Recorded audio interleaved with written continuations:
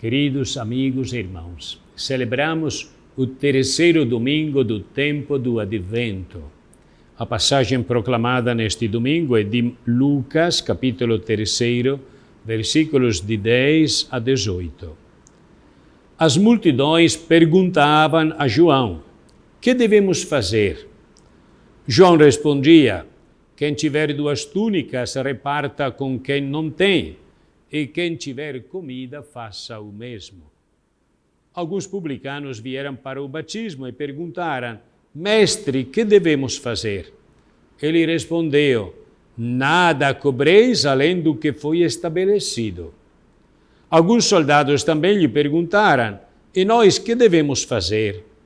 João respondeu: "Não maltrateis a ninguém, nem tomeis dinheiro à força, e acontentai-vos com o vosso soldo." Como o povo estivesse à espera, todos se perguntavam interiormente se acaso João não seria o Cristo.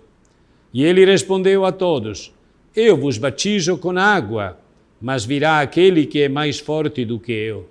Eu nem sou digno de desatar-lhe a correia das sandálias. Ele vos batizará com o Espírito Santo e com fogo. Ele está com a pá na mão para limpar o trigo na eira. O trigo ele o guardará no celeiro, mas a palha ele a queimará num fogo que não se apaga." Assim, e com muitas outras exortações, João anunciava o Evangelho ao povo. Palavra da salvação, glória a vós, Senhor. Quantas vezes o Batista experimentou o desafio de desviar a atenção de si mesmo, repetindo às multidões: "Não sou eu." Ele, de fato, renuncia à sua autoafirmação, ao seu protagonismo. Hoje, este é certamente um comportamento contra a tendência e fora do coro. Não há dúvida de que as pessoas que seguiam o Batista se perguntavam sobre sua verdadeira identidade. Mas ele continuava repetindo: "Aquele que virá depois de mim é mais forte do que eu." E continuava apontando com seu dedo um outro. Uma das mais frequentes distorções que o homem experimenta é o apego doentio ao próprio senso de identidade. Muitas vezes estamos presos em nossas prisões de identidade e lutamos para sair destes confinamentos, para nos deixar descobrir na nossa autenticidade. A psicologia do desenvolvimento sugere que a nossa identidade vai se formando através do encontro com o outro, e somente através do olhar do outro podemos adquirir o nosso ser no mundo. João fez a experiência de um olhar maior do que ele, sobre si mesmo, e por meio daquele encontro decisivo foi capaz de viver sua criaturalidade numa posição de necessária interdependência com o outro.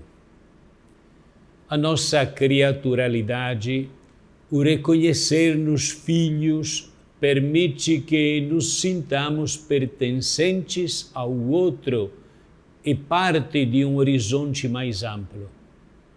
Que consciência maravilhosa para um homem descobrir de ser parte de um desígnio que o transcende e o impulsiona em direção à plena autorrealização. João encontrou plena realização testemunhando que há alguém mais forte e maior do que ele. Ele deve crescer e eu diminuir. Mas para ocupar o seu lugar no mundo, João teve que deixar algo. Humanamente, ele deve ter lutado, mas conseguiu encontrar a alavanca do descentramento de si, e experimentar a atração fascinante para aquele centro que dá o sentido da existência. Chega um momento na vida de todos onde devemos ousar e decidir se continuar a escolher a nós mesmos ou reconhecer que somos filhos de alguém que mora em nós e que nos atrai para si. João, em sua plena humanidade, consegue se manter livre do seu eu, consegue desviar o olhar de si mesmo, ciente de que só há um caminho que permite uma nova perspectiva e um novo batismo no Espírito Santo e no fogo. O fogo como elemento vital e forte, capaz de queimar toda a palha supérflua que ocupa o nosso quintal interior. Um fogo que poderá nos aquecer, cedendo à obra do Espírito que nos guarda sob o olhar amoroso de Deus. As multidões perguntam a João. Pessoas que não frequentam o templo, pessoas comuns, cobradores de impostos e soldados o procuram. Procuram aquele homem incrível com uma única pergunta que vai direto ao âmago da vida. O que devemos fazer? Porque a vida não pode ser apenas trabalhar, comer, dormir e depois trabalhar de novo. Todos nós sentimos que o nosso segredo está além de nós, que existe uma outra vida, como um apelo ou uma inquietação, como um sonho ou harmonia, uma fome, uma vontade de partir. Profeta do deserto, tu conheces o caminho. Eles pedem as coisas do dia a dia, porque a maneira com a qual tratamos os homens chega a Deus, e a maneira com a qual tratamos Deus chega aos homens. João responde listando 3 regras simples e viáveis ao alcance de todos, que introduzem no meu mundo o outro diferente de mim. Primeira regra: quem tem 2 túnicas, dê uma a quem não tem, e quem tem comida, faça o mesmo. Uma regra que por si só bastaria para mudar o rosto e o grito do mundo. Aquele profeta moderno que foi Mahatma Gandhi costumava dizer: o que tu tens e o que não usas é roubado do outro. É verdade que se eu disponibilizar minha túnica e meu pão, não mudarei o mundo e as suas estruturas injustas, mas inocularei a ideia de que a fome não é invencível, que a dor do outro tem direito sobre mim, que eu não abandono os que naufragam, que a partilha é a forma mais adequada do ser humano. E chega nos funcionários públicos, eles têm um papel, uma autoridade. João diz para ele: não cobreis nada mais do que foi estabelecido. Uma regra tão simples que parece até factível, até praticável. Uma insurreição de honestidade, a simples revolta dos honestos. Pelo menos não roubeis. Vem também depois os soldados, a polícia de Herodes. Eles têm a força ao seu lado, extorquem rendas e presentes, dizem que defendem a lei e a violam.